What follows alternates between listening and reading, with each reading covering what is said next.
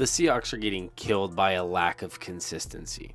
We all sit here and try to figure out who to blame after certain games, after wins, after losses, who gets the credit, who gets the blame, and it's not always an easy one-to-one answer. I think a lot of people want to look at Mike Macdonald today and say, oh, how did they go for it on 4th and 1 instead of taking the points? The Rams offense would have been tighter and not made that play to win the game. We don't know that. We don't know if even if we kicked a field goal that Matt Stafford makes some phenomenal plays and they score a touchdown, they win anyways. Some people look at it the opposite, right? Well, maybe that's Mike Macdonald trusting his defense and saying, even if we don't get this 4th down, I know they're going to get us a stop. So it's hard to just sit and nitpick certain little things like that and point to one-to-one things, right? Oh, they are a team that isn't making the right decisions from the coach. And other people want to look at Geno Smith and give all the blame to him. And I tweeted something yesterday, middle of the game, that if we lose today, it's 100% on Geno Smith. And then Geno Smith goes down and makes a phenomenal drive, had some good time, wasn't under pressure as much, and actually led us down the field to score to tie the game to go to overtime. So was it 100% on Geno Smith? Also no. We have to look at a lot of things. The pressure. The offensive line is not good. It's hurting us in the run game even. I mean, Kenneth Walker hasn't been the same the last couple weeks. The 4th and 1, we're not really converting very well on short down, opportunities like that 4th and 1. And big part of that's the offensive line as well. I mean, Geno Smith, I saw this Mina Kimes tweet that he was under pressure for under 3 seconds more than any quarterback in the NFL this week. It was 2.5 seconds or less pressures. Geno Smith, according to Next Gen Stats, had the most of those pressures this week in the NFL. And I'm sure there's another week where he's also been the most for that as well. So the offensive line's letting us down. The defense was phenomenal, but they, just let us down on one drive, which was, unfortunately, the game-winning drive for the Rams in overtime. But let's break it down as a whole here. Is there a singular person or group or someone to blame? To me, the answer is clearly no.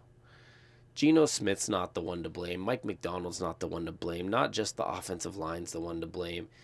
There's a lot about this team that's just inconsistent and not doing their jobs good enough. And you can look at it and say it starts to be a concern about this new coaching staff or what's on this roster. But at the end of the day, this is the first year of a new coaching staff. We've seen Pete Carroll, who ended up winning a Super Bowl. Sure, it was exciting. They made the playoffs, and you had the Beastquake run against the Saints, but they were 7-9 that year. Like, they weren't a phenomenal football team. That's early in his Seahawks career. We didn't give up quick. We didn't say, okay, well, obviously we're not good. That's just not how football works. Mike Macdonald's going to need a year or two to, one, build his program. It's becoming like college football to me in the NFL, where you have to build a program. You're seeing Dan Campbell build a program in Detroit. You've seen Mike Tomlin build a program in Pittsburgh where it's plug and play. Russell Wilson comes in. If he plays consistent, you have a team that's consistently the Steelers. Good defense. Offense is doing smart things. Detroit built their program. The Ravens have built a program. The Chiefs have built a program. The Seahawks had a program, and Pete Carroll always called it a program. So we obviously need time for Mike Macdonald to get, one, his personnel, the type of players on defense specifically, because he's a defensive head coach, that fits his program and his style. That's not going to happen in one offseason. On the offensive side, Ryan Grubb's a first-year offensive coordinator in the NFL. He's coming from college. It's a little different. College, you recruit players. You have transfers. It's not as – I think it's more simple when you're a good football team in college. Just say, hey, come here. Okay, I want to go there. It's not how it works in the NFL. You can't just handpick your quarterback. You can't say, I want Patrick Mahomes over Geno Smith. At the end of the day, though, this loss was frustrating. So how frustrating was it? Pretty frustrating. I mean, I listened to Mike Macdonald's press conference on Seattle Sports Today, or his podcast with them today. And, he said it stinks. You watch the tape, and it's very clear that they out-executed us at the end. We had our chances to win. We were up multiple times in the game. And that's just the reality. It stinks. I mean, we had points where we were up enough in the game where I thought we should shut it down and win. But we saw Geno Smith make a really bad pass, and it happens, end up being a pick six. putting them back in the game. And he made another bad pass that was an interception. The third one was, the first one was not his fault. It was off Jackson Smith and Jigba's chest. But overall, we should have won. And we should be sitting tied with the Cardinals at 5-4 for first place in the NFC West. And instead, we're in last place at 4-5. But none of it's over. None of it's a disaster. And that's kind of what I wanted to get to is, yes, there's lack of consistency. Yes, there's some quarterback play that's not great all the time. Yes, the offensive line stinks, which hopefully we can fix with George Fant, who was in a couple drives on Sunday and got hurt again. But Abraham Lucas could maybe come back after that bye week. DK Metcalf might be back. You start having guys get a little healthy, and maybe the consistency comes back together, and we look a little bit more like the team we were in week 1, week 2, week 3, which was still somewhat inconsistent, but we found ways to win rather than finding ways to lose at the end.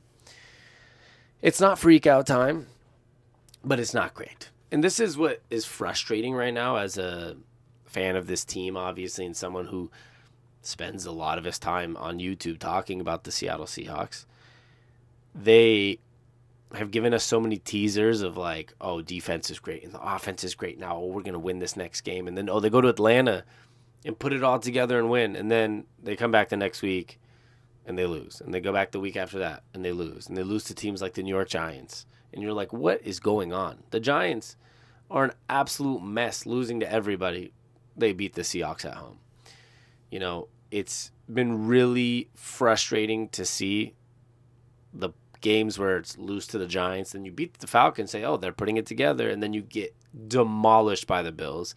Then you go against the Rams, and you put yourself in a situation to win. Like, oh, we're going to win this game. This team's good. We're legit again, and everything's going right. And then collapse. Geno Smith starts throwing awful picks. The defense gives up a big play here and there, and it's over. But the overall purpose of my rant today is that we don't have someone specific to blame. It's not Mike McDonald to blame. It's not Ryan Grubb. It's not Geno Smith. It's not just the offensive line, which I think they deserve a majority of the blame or a big part of the blame, but not just them.